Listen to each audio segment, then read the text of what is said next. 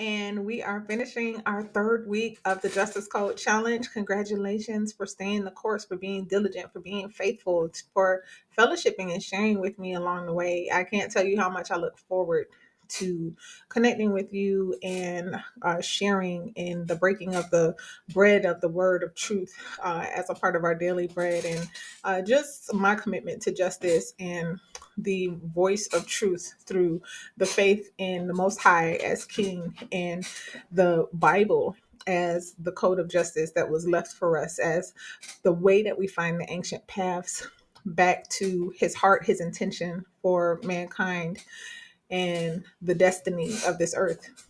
And so, in the 21st verse of Proverbs 16, here is the question for today's discussion, for today's Bible study. How does the judge serve also as an educator? Well, Proverbs 16:21 reads, "The wise in heart shall be called prudent, and the sweetness of the lips increase learning." So, some of the more popular TV judges do a really good job of giving some life lessons, right? One who I think of, like off the top of my head, when I think about giving life lessons through judgment, is Judge Joe Brown. He is very even tempered and very careful about how he is deciding a situation, how he is looking at both sides of the situation, and how what life lesson is to be learned out of the situation at hand so that others can learn from those mistakes. Being the first Peter 2:9 chosen generation, being a royal priesthood, being a governmental agent of justice and truth is about more than just being a ruler. It's about more than just getting in the middle of disputes and conflict.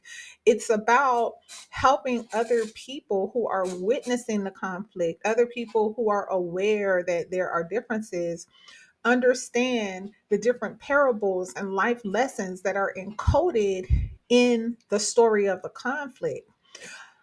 It is by storytelling, right, that we as human beings, we connect to the principles. Aesop's fable is one of those more popular series of children's books that teaches children values and character through stories, fables are always about teaching lessons beyond the obvious plot of the story. Well, the exact same thing is true of resolving conflict. The exact same thing is true when judging differences between brothers, or judging differences between people in the marketplace, business owners. It's about helping to teach others who are not involved in the conflict directly what the law is. When I think about law school and how we learned the law, we learned the law literally by reading tomes. I call them like these humongous ancient looking books, right? Thousands and thousands, tens of thousands of pages during our law school training, reading about facts, stories, the plaintiff, the defendant. Here's what happened. Here was the response. And through reading one conflict after the next, this is how we learned the legal principle that was rendered as a final judgment or a final order in the court. The same exact thing is true for agents of justice in the faith community. These situations help to teach even your children what the law is when you are careful and careful to consider what is the principle of the law. How would I teach this to a young person? How can I help someone else avoid the pain of this type of conflict by showing them the way that the law was violated by one of the parties or by both of the parties? Because sometimes you have two parties who have done wrong, right? And this is how we spread the culture of law keeping, the culture of kingdom principles. We share and we educate our community through the granting of justice, through the deciding of a matter in wisdom, and by being very careful to do so only according to the heart of the king, and in choosing the right words that will be pleasant for others to learn from. Once again, I congratulate you for hanging in there with me for 3 whole weeks now. We are more than halfway through the challenge.